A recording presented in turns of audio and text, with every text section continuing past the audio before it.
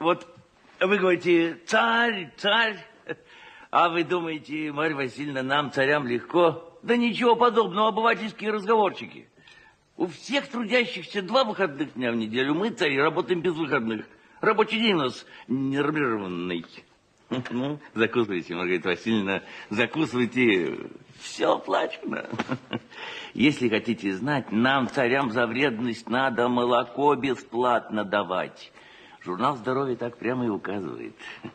Нервные клетки не восстанавливаются. Ой, Господи, а как скучно мы живем. У нас пропал дух авантюризма. Мы перестали лазить в окна к любимым женщинам. Мы перестали делать большие, хорошие глупости. Ай, какая гадость, это ваша заливная рыба.